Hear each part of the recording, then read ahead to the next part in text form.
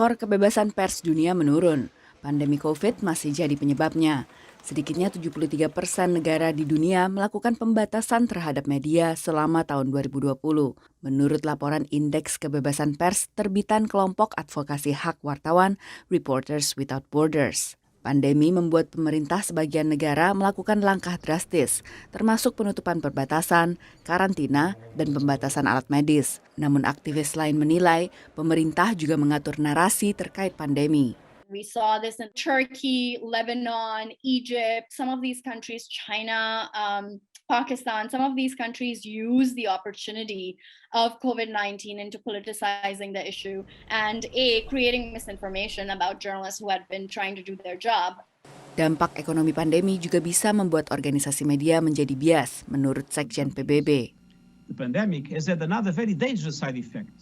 It has accelerated the financial decline of many public interest media organizations. Selama tahun 2021, 59% responden di 28 negara mengaku tidak percaya pada informasi yang diberikan wartawan, menurut barometer kepercayaan rilisan Edelman.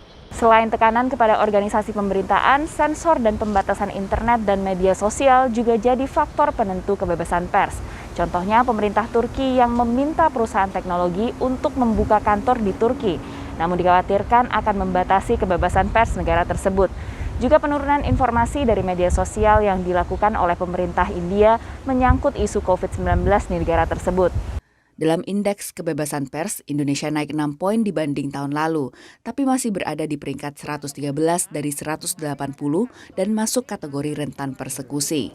Catatan Aliansi Jurnalis Independen Indonesia, kasus kekerasan terhadap jurnalis naik 31 kasus pada tahun 2020.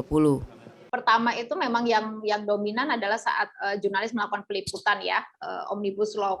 Jurnalis banyak sekali mendokumentasikan bagaimana represi yang dilakukan gitu ya oleh aparat keamanan terhadap massa. Nah, isu yang lain adalah terkait penanganan pandemi. Ini saling berkaitan sebenarnya ya, bagaimana bentuk-bentuk kritik kita gitu kan terhadap kebijakan publik ini kemudian itu dijadikan target serangan. Dan kerja jurnalis perempuan kerap mendapat tindakan represi baik secara fisik, verbal, hingga doxing atau pembukaan data pribadi seseorang lewat internet. Tentunya apabila perusahaan media kemudian tidak peduli untuk memberikan perlindungan terhadap jurnalis perempuan maupun gender lain misalnya yang rentan, ya ini tentunya juga akan berkaitan langsung dengan kualitas kebebasan pers kita. Malaysia jadi negara yang peringkatnya turun paling drastis dengan diterbitkannya Undang-Undang Berita Palsu yang dinilai aktivis sebagai cara pemerintah untuk mengekang kebebasan pers.